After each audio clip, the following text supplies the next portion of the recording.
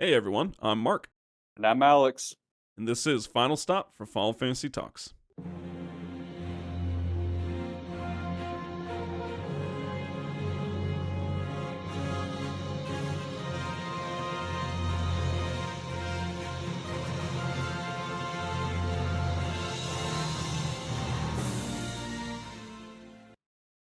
Well, welcome everyone to episode 72. And I was thinking, man, we're pretty far into the game, aren't we? Yeah, exactly. I mean, it's kind of a good mention that if you want to start from the beginning of the Final Fantasy X recordings, that would actually be episode 43, FYI, because we're getting actually pretty far through the game. Well, we ourselves are 29 episodes into Final Fantasy X as Yeah. well, so that's just kind of a cool thing. We're picking back up in Zanarkand, right? For the sense of it, you're able to move around, right? That's where we kind of left it. It's after the camp scene. So we also kind of mentioned the fact that it's live right now, you know what I mean? Like everything was just kind of a retelling. Titus's whole listen to my story. He was literally just telling a story, and everyone's like, yeah, dude, we know, we lived it with you. But, whatever. We're moving forward. Kind of get a sense of like haste, don't you? No, it is interesting. I always thought of that before, where you realize at this point that all of that stuff was basically just one big flashback, right? Yeah. Like the whole game, essentially, we've been playing through one giant flashback from the very get-go. But this is actually the first time that we've caught up to the very beginning of the game, and now this is all untold, you know? But the other thing, too, is like the symbolism of how, when they had that little scene around the campfire and stuff, it was evening, it was dusk, right? Yeah. And now it's nighttime, and you kind of have like this Firefly Aurora Borealis thing going on, and the music and everything. It just kind of the atmosphere is very end of the road kind of Yeah. feeling. Just really adds to the elements of a destroyed city. It's 1,000 years old. I guess it's just been like this whole time, right? And interesting enough, if you go and you just look up the soundtrack for Final Fantasy X, right, and you go to the song Zanarkand, it's the first one. Well, that's actually the opening scene one. Instead, what's here is a fleeting dream. And the main thing I like about this is the battles aren't so bad because the music at least isn't changed all the time. No, that's a good point. I love the way they do that. The game developers, I think, you're just really smart at this point. It goes with the battle, basically. Yeah. You don't get the battle music anything anymore. You still get like the screen shatter effect and that sound effect, but Yeah. at least you don't get kind of that change up where it's going from, the very upbeat battle music. And especially when it just happens so often as well, and you just hear it over and over, and it's like, oh my Yeah, gosh, okay. exactly. It just totally breaks the mood. Yes. The whole area in general is pretty linear. The enemies are pretty much all the same ones we've been fighting, but there's some treasure along the way. Yeah, and this one's pretty good, right? I mean, so here we have another one of those extremely rare fortune spheres. Yeah, use these wisely. Yeah, fantastic. I mean, these funny things, like they kind of like to just give you things in bunches, for a little bit here and stuff, and so we'll take it. Well, continue on the next screen, though. Eventually, you'll kind of like start zooming in the further you walk in to a short cutscene, and Waka exclaims, "Looks like the fog plane." Orin, do this. I love Orin's just doing Orin stuff. Close enough. He's just walking off. Cool Well, guys he always don't look at explosions. I mean, it's like, gosh, this dude is just so cool. He's not phased by anything, man. He's a veteran. He's been here before, right? He's done this. No, but it is kind of funny though, right? He does that so many times throughout the game, where he just sort of says something, or a lot of times he has like something witty to say, Yeah. and then just kind of walks off because he's a cool guy. I mean, it is like the far plane. You Dude, got to admit, because that it scene, does. it kind of does this weird like zooming out thing, right? And there's all the fireflies, and just in this destroyed city, it's crazy. It's like, how long have these fireflies been hanging out here? I mean, Dude, okay. it's been going on for 1,000 years. 1,000. How many summoners have been here? I mean, honestly, let's just think about this. You couldn't just send like once. Just send in your general area. I mean, you don't have to send all of it. Just do once. Do your part. I mean, this is ridiculous. We got a giant river full of part. No wonder there's so many fiends around, guys. This isn't Sin's fault. It's the summoner's fault. What's going on here? It's like we're dealing with mosquitoes here. So it's like, do your part. Get rid of these fireflies. Do your part, man. You're passing through. Do it a couple times. I mean, like, why is it a huge rush all of a sudden? Like, I understand you want to get a pep in your step, but you could stop, do a quick summoning. All right, there you go. Go rest finally. Yeah, if every summoner who visits Zanarkand sends their, 1,000 fireflies, then we'd be good. Close enough. What about you, old undead man? Why aren't you floating away? Like, what's going on? You should be fading away like Santa Claus does. I mean, this is ridiculous. Like, if it's close enough point. to the far plane, why isn't... We don't know he's not dead. I'm just saying it. We've already said it multiple times. It's very clear at this point. Yeah. Why isn't he fading? Like, he didn't even go into the far plane at the far plane, right? He was on the outside. Now he's like in it, man. I think at this point you've had several clues, right? I mean, Oh, like yeah. you said, you don't know for sure. Clear clues. Yeah, exactly. So, but that is a funny point. He's not, I mean, maybe he's just toughing it out, man. Tough. He's like, I just took a little sip. Don't you worry about me. He's just drinking his moonshine. He's fine. We got another chest. It just has a spiritual charge. Okay. We already talked about HP scroll. We're not going to talk about MP scroll. Yeah. All right. We're moving on. You get to what becomes, it looks like an old stadium, I guess. The area itself says dome. So I guess you could look at it either way. Dude, what if is this the Blitzball Stadium? Yeah, I believe it is. I mean, it's pretty much from the very beginning of the game, right? It doesn't look exactly the same, though. I mean, it's obviously... but, well, you're also on a different angle. A lot of things are different, but it does kind of look like... I'm just saying, I mean, it kind of looks like if it is, I'd have to look at it a little bit more intently, but I was just kind of thinking about that. Yeah, no, exactly. And, another thing to mention, too, so we got a save sphere over to the left, I think, over here, right? In this kind of like platform. You know what really sucks? Can't play any blitzball. I've noticed that for a while too, because I've wanted to play a lot of blitzball because of our talks, right? Yeah. We've been recording our episodes. I want to play blitzball, and I want to play on this one, man, because it's my Aurochs team, and I'm getting really high up there, and it's really fun. I'm like 22-0, man. I haven't lost a game. It's been hysterical. Dang. They didn't win a game for 10 years until I came into the mix. Exactly. So, I mean, come on. Dude, imagine that. Never winning a game to 22 straight. I mean, seriously, like, what it'd be happened like, here, guys? One player? Waka wasn't the problem, okay? It looks like it was maybe his team management skills. I don't know. Well, and the other thing is, too, I mean, when you think about it, because we were talking about this earlier, you haven't been able to play blitzball for a while now. Yeah, no, it's been a long time. Since there's a whole area like through Home and Sanubia Desert and all that kind of stuff where you can't play blitzball, and then I'm pretty sure even through like Gagazette, I'm not sure that you can even play there. You have to check out Calmlands. That might be maybe the place. I didn't try every single time, so that's also on me a bit. And regardless, you still have to. I mean, it's kind of an interesting note. Yeah, you can't play blitzball, everywhere. It's only so often, whatever. I want to just beam away and play at Luca. They're like, no, come on, we need you. You got to actually continue on. I mean, I guess that's not okay. Can't be playing games. Yeah, I can't just go playing tournaments. You got to go up into the steps, though. In this, like, old guy, he's clearly a ghost, man. You can see right through him. He's not even trying to hide it at this point. He's just talking to Yuna, right? Yeah, no, exactly. This is an interesting part. Notice he looks like a certain super boss from Final Fantasy X2, but we'll talk about him later. Same character model as that guy.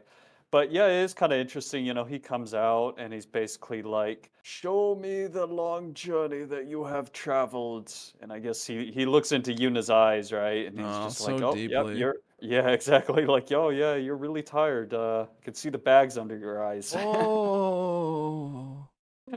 It's not stay away from the summoner guy. This guy's just another old Gramps. It's like the same voice. Yeah, it's like the same voice, so it's funny. Well, but he saw how far she journeyed, and so we're able to continue on. It's like, thanks. Yeah, and then at this point, we kind of get into, like, he just sort of walks off and fades, right, which is, kind of creepy. And the music changes over to that blitzball, basically like the home screen, the menu screen, that like dun dun dun. Yep. Yeah, I like it. It's not bad. It's a pretty cool thing. You're never like in the menu for that long, right? I guess get old pretty quick. It's a fast loop. It's great, man. I like it. You go through the area. It just kind of like the previous. It goes through the battle. So once again, nothing changes. It's just a continuous thing. It's great. Look, this next scene is fantastic. I love it. You get a lot of good info. It's really cool. We're going to talk about it. But before we get into that, what is going on with the camera? Like, oh my gosh, it's like bobbleheading around. It's looking down. It's just like half the time it's looking at the character waist down, and you're like, okay. And then it kind of bobbleheads up. Oh, we might just pause on Lulu's chest again for a little bit. Do, do, do. Oh, whoops, there her face is. Oh, going around. I mean, it's just, it's like the same Things thing. things are getting trippy, right? Like the cinematics, I know what you mean because they're like sort of they're trying to make it, more dramatic and stuff. So they're zooming in and zooming out. You're getting like It's little just so twists, blurry, man. turns. Yeah, I know what you mean. And Blur effects. we're getting some interesting scenes here too, right? Because this is basically again we've got this situation where it's like a memory from the Yeah. Fireflies, Yep. and there's these two ghosts, and they're sitting there talking about well, basically like it's clearly a summoner and their guardians, right? Yeah, they had two people come up, which, by the way, we'll just note how they get past trial 2. You need 3 people to go through that trial. You got 3 colors. One Yeah. was red, one was blue. No one was for green. How did they get by? I'm just throwing it out there. But anyways, the Guardian is the one talking here. She basically just says like it's the highest honor that a Guardian and a Summoner could bestow upon a Guardian with like using a Guardian's life. That's all you hear, and you're like, okay, Mhm. well, clearly they found out more information than we did at this point. We don't know what the heck this means. What do you Yeah. mean? So now you Yeah, got to we still don't sacrifice someone? It was clear as day. She literally said it. So I mean, what? Yeah. And it actually turns out that this was Lady Yokin, right? I think it's mentioned at some point, Just but says Lady Oaken, yeah. it's creepy, man. It's like we're getting these flashbacks in the dome. Yeah, just All randomly. these, It's hysterical. If you look at Riku from the onset of this, at first she's just okay, whatever, and then once they start talking, she goes into complete panic mode. It's just almost in the fetal position, yeah, like just down whimpering. It's like, whoa, calm down, you're a guardian. yeah, she didn't like the thunder, and she doesn't like ghosts. No, no So ghosts. But Lulu, no, what does mention the whole Lady Yokin thing? She's like, wait, she was Lady Yokin's, guardian. guardian, like high summoner. Again, we just were given a lot more information. What in the world? Where'd they get this from? Was it just a book laying around somewhere that we were supposed to read? Yeah, we forgot the user manual, I guess, at the beginning. We don't know what the heck we're doing here, Yeah, but they don't make those I anymore. yeah, exactly. That guy didn't give us the brochure. Um, Yeah, wait, old man, basically, wait, the book. yeah, no.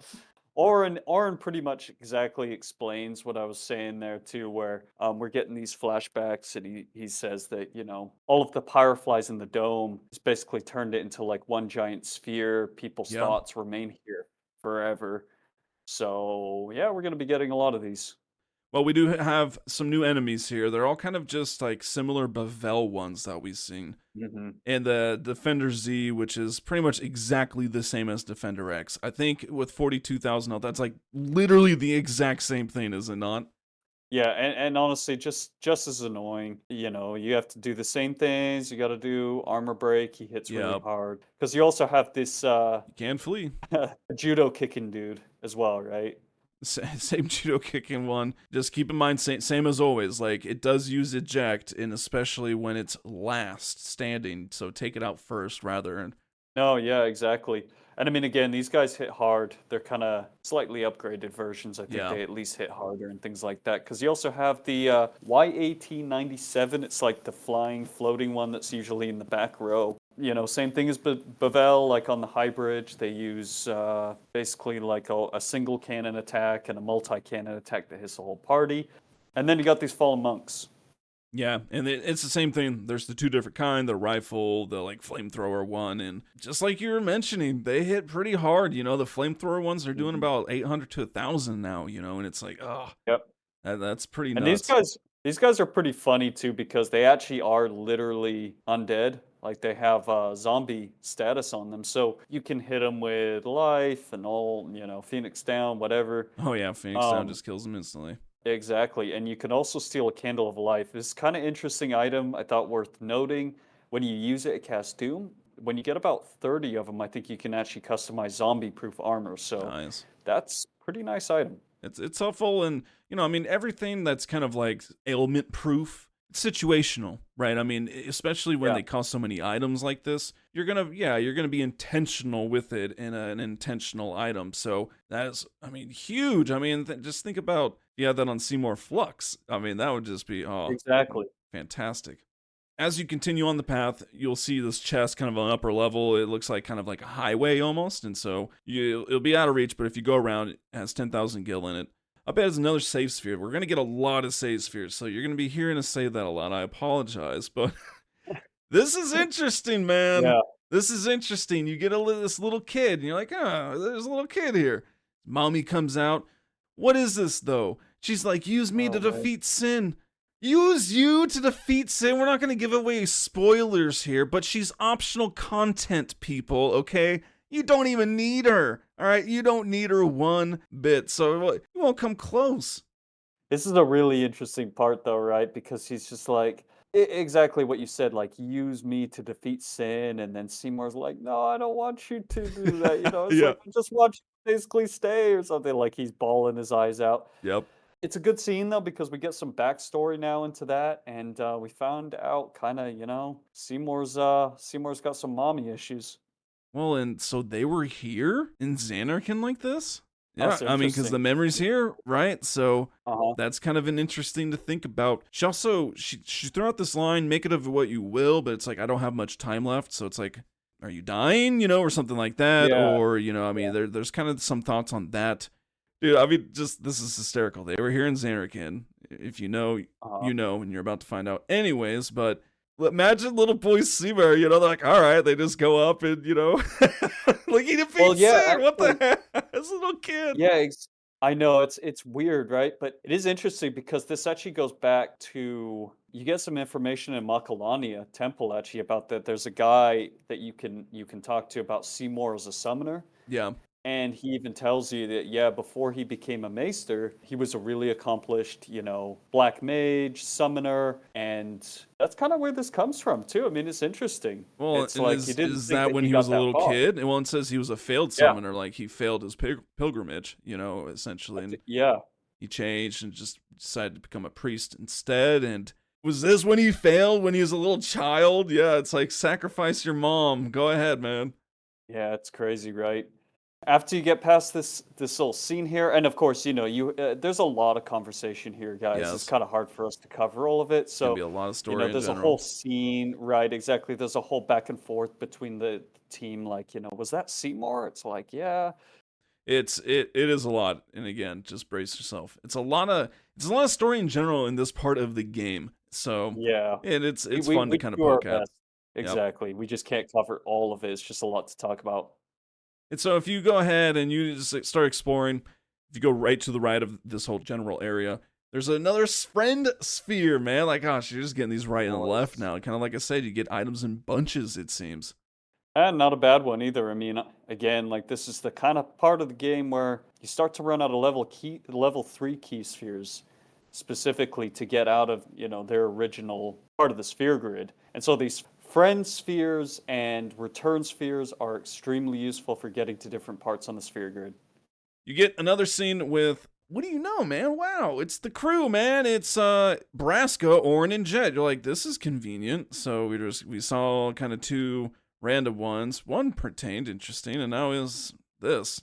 They're talking to Braska, right, dude? You gotta love Jet here. He just says something like, Braska, you don't have to do this, And Braska's just like, Yeah. I do. And he's like, fine, I said my piece. Like, that's it. He's like, I tried. Yeah, exactly.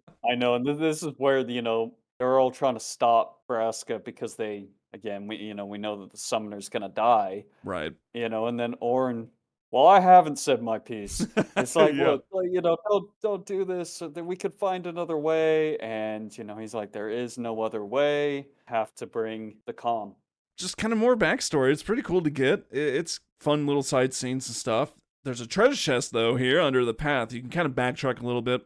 Level 3 key sphere. I'll take them. You should have quite a bit, especially if you're able to steal and be Ron and Yankee, then, you should have a nice little stock right now. You'll be quite a happy camper like myself.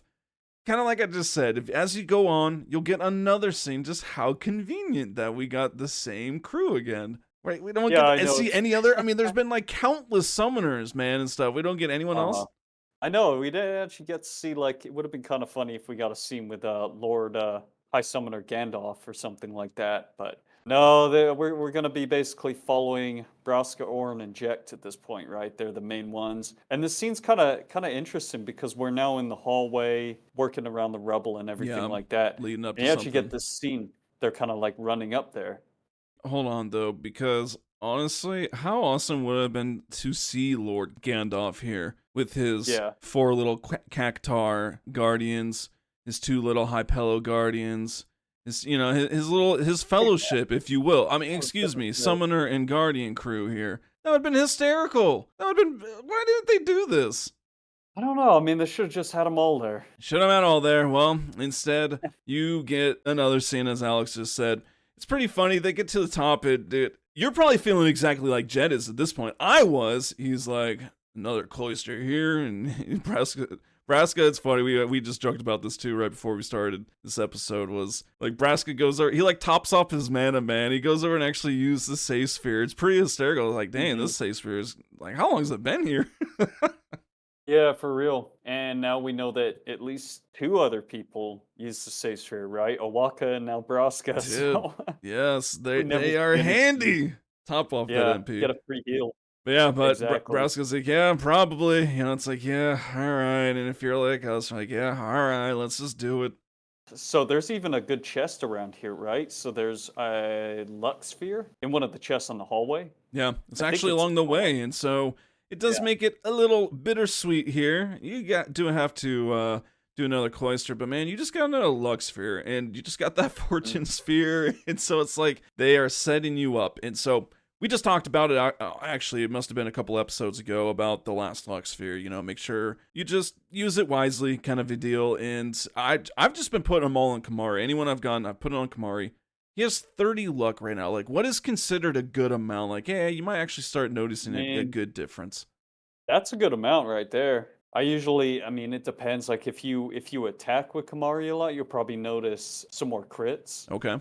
Also, I mean, that's a good choice, right? Because he's doing the stealing. Yeah. So that's another good reason why you want luck. And, on a normal gameplay, man, I always love to put luck on Orin just because his criticals sound so awesome. It's like... Shing! Yeah, exactly. It's like ching.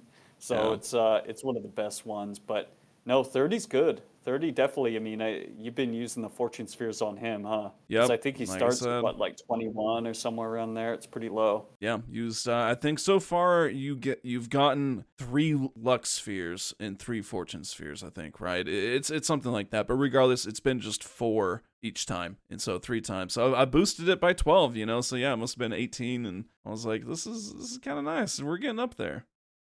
All right, well, we're gonna continue on. We're gonna do this Cloister. Oh, we gotta take a break though. We gotta psych ourselves up for this, man. It's just, it's too much, as they say in your language. And so we're gonna get to our short segment. It's gonna be great. We're gonna do our favorite summoning system. So let's go ahead and get to it.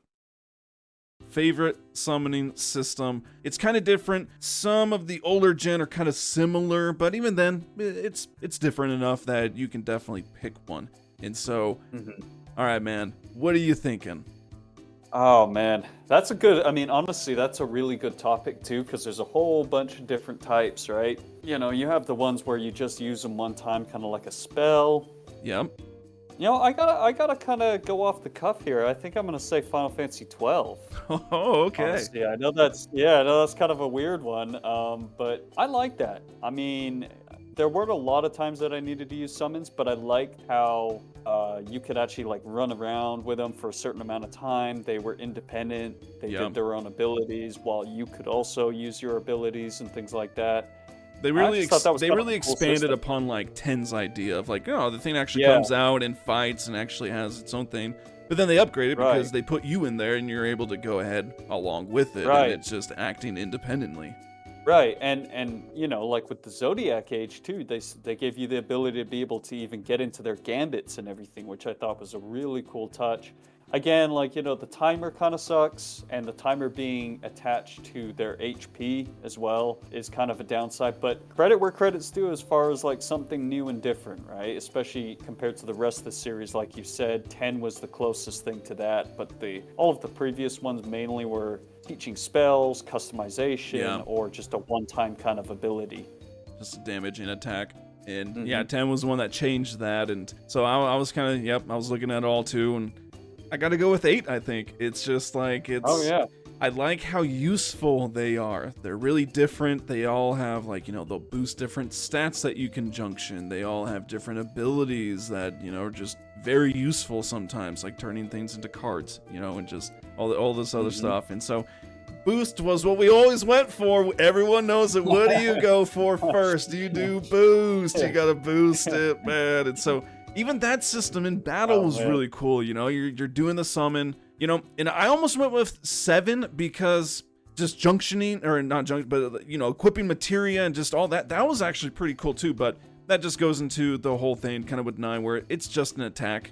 That's it. That's really all you're using them for the most part, other than smaller things. 8s, though, is, you're using them for a lot more other things and variety. Exactly. And when you think about it, 8 is kind of similar to 6's style, where basically you equipped him to learn spells, right? And then 9, when you think about it, is kind of similar to, like, some of those earlier ones where you basically only had one character or a couple characters that had the innate ability to actually use summons, and they were just an attack. But yep, that's that was that. an interesting. I guess just honorable mentions. We can mention 13. That was a weird one, wasn't it? That was a strange one. It was different. It was kind of like 10 and 12, only now you're just one with it and you do the attacks nonstop, and it was bizarre. Yeah, honestly, it was like a combo of the two. Right? It was like the 10 style where you summon it in battle. You fight alongside it. I guess that's different. But then you also had the timer thing with like 12. Yep, exactly. Again, where you had a certain amount of time, or actually it wasn't really time, it was like a number of abilities, and they each took like a certain amount of like the gauge, the ATP gauge. Uh-huh. Well, lot different. All of them were pretty different, so we'll give them that, but we got 8 and 12 as our favorites. All right, man, let's get back to the playthrough. Are you all ready for another Cloister? Luckily, you know what, this one, really short, it's 2 rooms. It's a little redundant, though. It's not that bad for the first couple times, and it's kind of like, okay, come on, man, we got to keep doing this over and over and over again. It's like, I get it. What kind of resolve and ability are we displaying here with this? It's like, wow, cool, they know how to do this. Wow, that's fantastic. They can step on the right things. That's all we were requiring for summoners. You know how to walk in the right places. Exactly. This one is like Tetris or something, where you start off in this room and it kind of looks like a disco floor or something. It's all lit up. Oh, dude, and it's ready to break down. You're like, yeah. Yeah. And basically, you see on the TV, it's got like certain shapes and a bunch of them, stuff like that. Anyways, you find out pretty quickly when you're running around that when you step on the floor tiles that have like a light in the middle, it shows what it is, and it's like a shape. It lights up the panels. Kind of weird, right? It's hard to explain, but it's very interesting. So what you need to do, essentially is 5 little mini games of stepping on the correlated shapes. Like, if you click on the pictures, it'll actually highlight the right ones, and so you kind of just do it that way.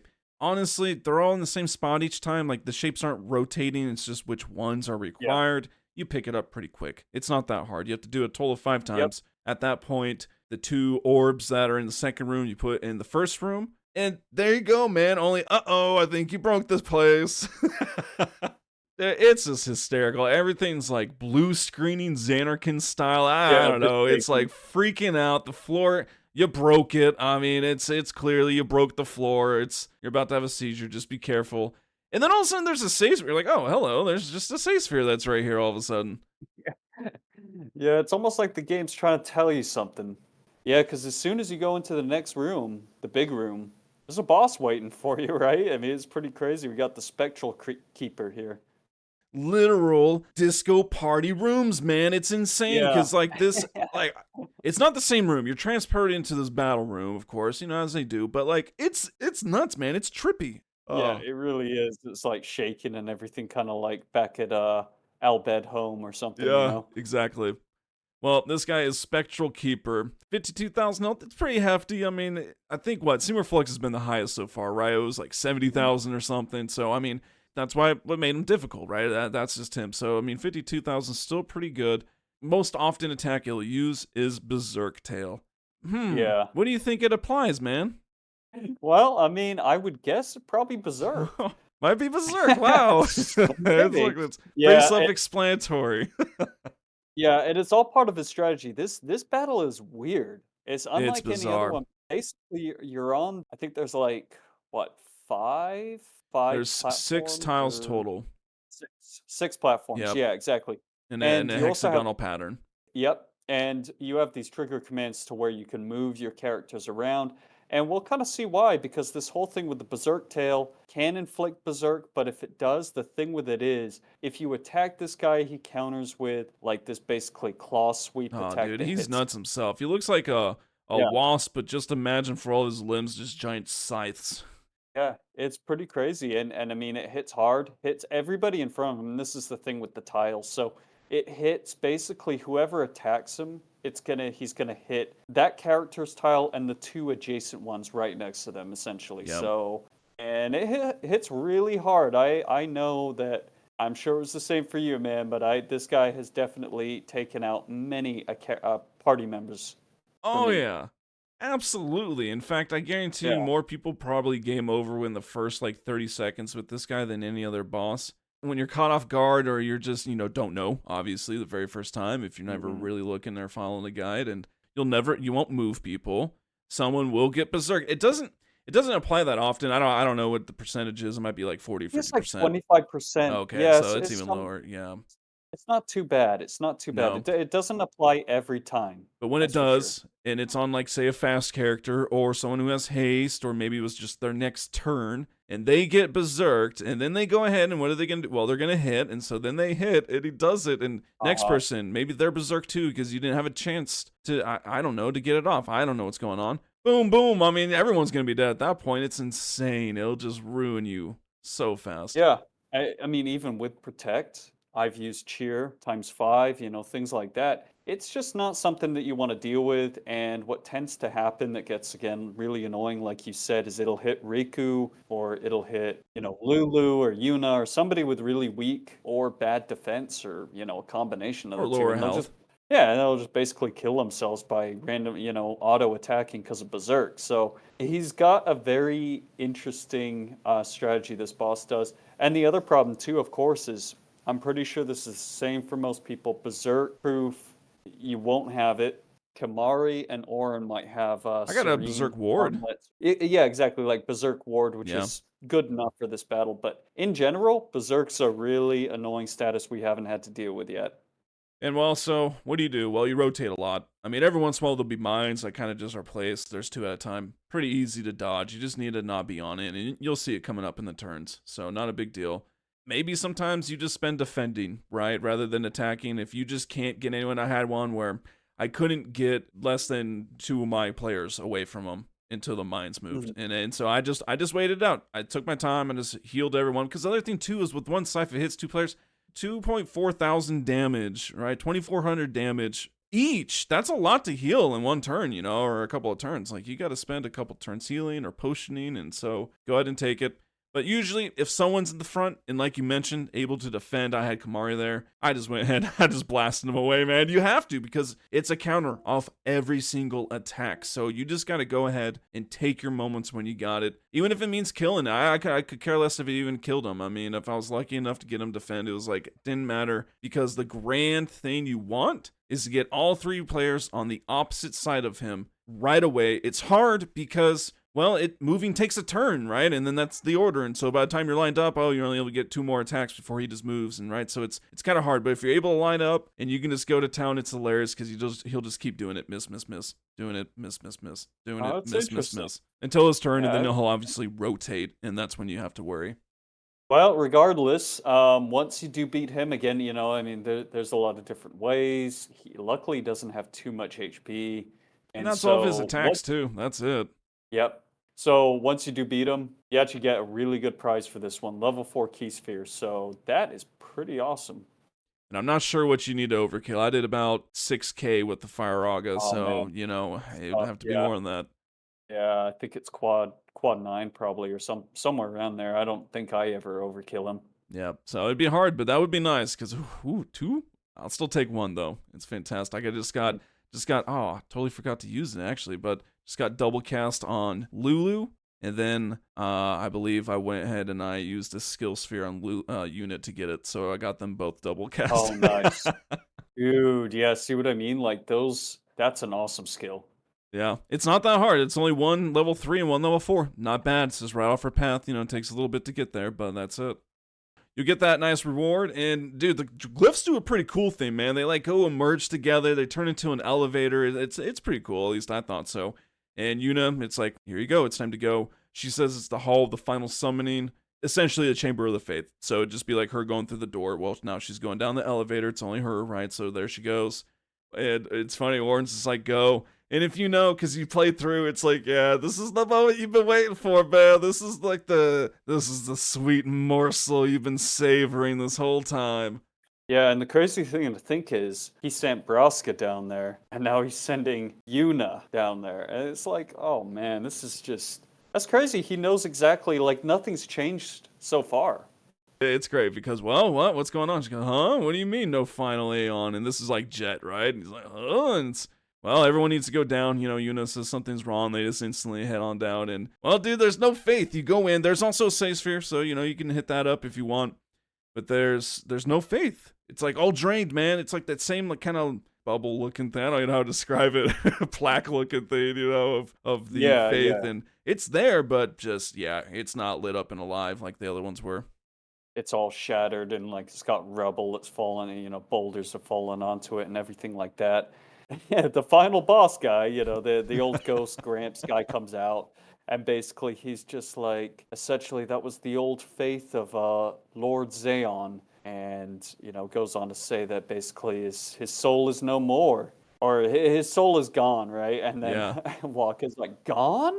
Gone? Yes, Waka. Yeah, it's gone. It's like, geez, man. They just summoned his soul away over the generations, poor guy. Like, he's just like this, well, I'm weak. One more summon, I think. Yeah, and it's crazy to think, I remember when I was a kid playing this game, I always thought it'd be kind of cool to actually get the Lord Zaon summon, right? I thought that would be kind of cool if you could actually, like, maybe give you a choice or something. I don't know. But yeah, unfortunately, you never do get a summon. And the old guy, basically, they're all freaking out. Is like, no final summon then? Like, what are we gonna do? Fear not, the final Aeon will be yours. Yeah, basically, don't worry. He's like, don't worry, it's yours. You're gonna be good. Yeah, and he's doing his like praying thing, he's reaching up to the sky kind of thing. Yep. He's like, go speak to Lady Yunalesca. She knows the way. And don't worry, there's still a way, right? They're like, yeah, all that stuff. Titus also, he turns to Orin, he's like, you knew? Would it have mattered? And as he says, he's like, would it have mattered if I said anything? It would be so crazy you would want to see it yourself, or you wouldn't believe me, I mean, that's what either it would make no difference, and it'd be better this way anyways, that you find out for yourself. So that's why, again, this is a sweet morsel. The Guardians have to give themselves. We already know that. We literally know that. They said this, and so we'll continue on. That's what Yuna wants to do. It's like, of course, let's go on. Yunalesca's waiting for us. But hold up, man. Hold up. Someone else has to go first. Yeah, I love this scene. Like everybody needs a bodyguard like Kamari, honestly. He's like, Kamari, go first. Kamari, protect Yuna. It's like, oh man. Kamari, you're so awesome. Yeah, Kamari's going. So he wants to go in, and what a scene. We get coming down these big old stairs to get Yunalesca, and it's like, want to put on some Marvin Gaye right now, man. It's like, let's get it on. Okay, well, Yunalesca, man, she's sporting her two-piece, if you could even call it that. She's sporting her rags. Let's just call it what it is. Yeah, let's sport her rags. If you can even call those. So yes, she's coming on down. She's looking mighty fine, and so she explains to Yuna, hey, no big deal. Choose, and she's like, what do you mean choose? She's like, choose whoever's gonna be sacrificed to become your final Aeon. Like, no big deal. Like, duh. It almost is like, duh. Why didn't we know this? Why did Lady Yokin, why did she know? Why didn't we know? What the heck, man? Yeah. Somebody should have told us from the very beginning. Pretty crazy, right? She's talking about, like, in order for it to work, there has to be a bond between the summoner and the final Aeon, like, the bond of a friendship or the bond of marriage or, Yes. a daughter or son or something like that. Yeah. Basically all that Or kind of stuff. between a, let's put it delicately, Lady of the Eve and her manager. We can just The leave it at that. boss. Yeah, boss man. AKA Yunalesca and Lord Zayon, because that guy looked like he was doing quite well, I'll just say. Yes. Yeah, I mean, depends on how you look at it. But yeah, I mean, basically, it is kind of interesting. She has this part in there too, where it's like years ago, or whatever, from the very beginning, I selected Lord Zayon, and our bond was true, and I obtained the final Aeon. It's like, yeah, you killed your husband, so Yeah, so maybe he didn't get along so well. yeah, I mean, I don't different know, like. different outlook. Now his soul is gone. Yeah, Yeah. anyways, that's what it's all about, and now Yuna's in this position where it's like, okay, who do we choose? Who's gonna be the final Aeon? Well, at this point, it kind of like triggers a scene where now it's the Jet crew again, the Nebraska crew, and same thing was just posed. Oren, again, he doesn't want to do this whole time since we've been here. He's kind of just had these second thoughts. He doesn't want to do it. He doesn't want to, same thing. Doesn't want to lose Nebraska. Jet though, he's just like, I'll do it. You want to make Yeah. that run into a star player, dude. Okay, so through this conversation, he talks about essentially he can't get back, and we'll get to that in a moment. He won't have meaning in his life, essentially, because if he does this, he'll have meaning in his life. So essentially, turning that runt into a star player, aka to also show him the view from the top, That was what brought meaning to his life. He's like, oh, I won't have that anymore, so go ahead and I'll become this guardian thing, I'll kill myself. I won't have meaning unless I do this now. Kind of a crazy change in Jack too, right? Starts off as the drunkard who doesn't really care about anybody, and now at this point, after everything he's known, and after traveling with Braska and Oren, he's just like, yep, you know what? I'll be the ultimate martyr, sacrifice myself just so you can defeat sin. Yeah. He knows he's not going back home. He reflects on it, and yeah, so he just makes that decision.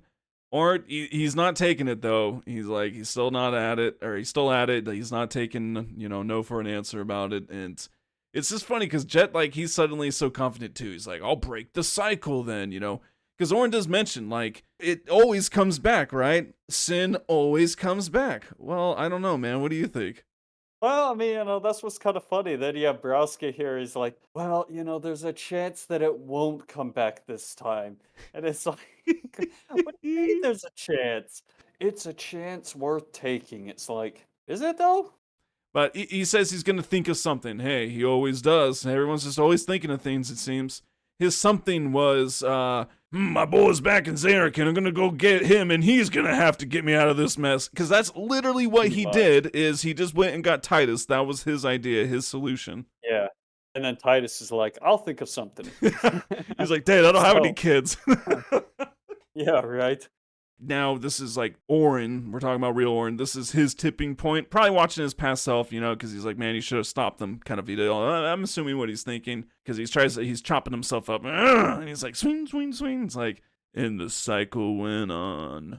That's pretty crazy. He was really adamant, against it. He doesn't want Braska to have to sacrifice himself. He doesn't want Jack to sacrifice himself. Yeah, and what are we going to do, And then we kind of get back to, after that, we get back to party, and we kind of get to hear from Lulu and Waka, who basically, it's like, well, if somebody has to be chosen, it's like, I'll volunteer to do it, right? Me too. And Waka. Yeah, Waka, they're both going to do it. Like, yeah, me too. What? Not just one or the other. Waka's just like, Lulu's like, you don't need to do it. I'll do it with you. She's like, no, please, don't kill yourself. I'll do it. It's like, Waka, you don't have to do it, man. Yeah.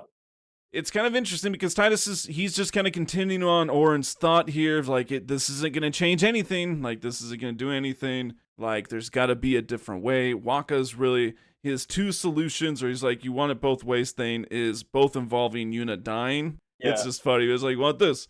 You want both? That's not going to happen, brother. I was going to say, I love that line. It's like, you want to defeat Sin and save Yuna? Well, that is not going to happen, brother. Literally comes in right after that. If you want everything, you'll end up with nothing. What is that even supposed to mean?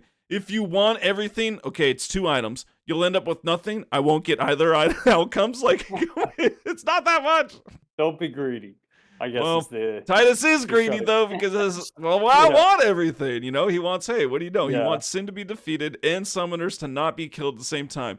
Why is this like not such a thought for people? Look, I understand it might be a very hard concept to think of, It's too but why do ambitious. we have Titus? He knows nothing about this land, mind you. And then Riku, she probably doesn't know very much either. She's the youngest one. Why are they the only ones interested in actually saving summoners' lives here? It's quite interesting. Yeah.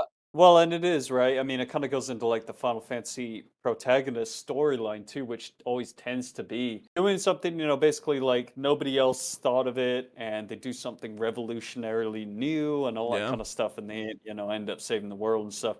Yeah, it is kind of funny here, right? Because he's like, after I want everything, Walker's just like, no, you're being childish.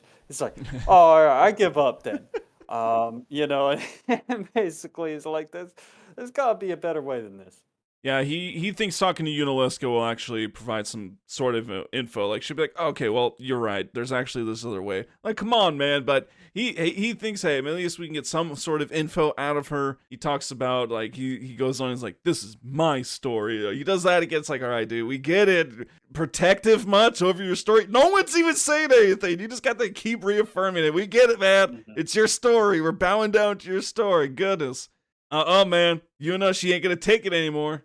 This is my story too, It's like, Guys. okay, there we go. We got the And I mean, this is kind of funny too. Something I always used to think about. Can you imagine Lulu as a Final Aeon? Dude, that is pretty hysterical. Waka, I could just imagine Waka's face. Or Lulu and Waka at Final Aeon, because they both went in it together. I feel like Lulu would be that'd be a pretty good one. Waka would just be goofy. At this point, you can walk around, and you can actually backtrack, so you can save it if you want. You don't have to go through all that again. And you could do that. It's kind of like, how nice of everyone to wait for you. It's like, you can just, they're like, let's go talk. Everyone else, it shows everyone else going. You're just Titus. It's like, nah, we're going back. That's like, what's taking this lad so long? They're like, it's okay. He's special. And they're like, what's taking him so long? We're just back there at Safe Street. No big deal. He just leaves everybody. Runs all the way back. He's prone to wander. Yeah, I bet you the game would stop you. I've never actually tried to do that. Probably wouldn't let you take the elevator. The elevator back probably up. doesn't work. Yeah, I didn't even try, but yeah, it does let you go back and save, so you can do that. We're gonna go ahead and do that as well. That's where we're gonna end it. We got a nice little juicy morsel ourselves coming up with this next episode. But yes, fun things coming up. We'd like to thank you all for listening and just spending the time with us, supporting our podcast this way. It's pretty cool. You can also check out our website, finalstopfinalfantasytalks.com, for just more info and just everything that we produce. All right, everyone, we'll see you in the next one. I'm Mark. And I'm Alex.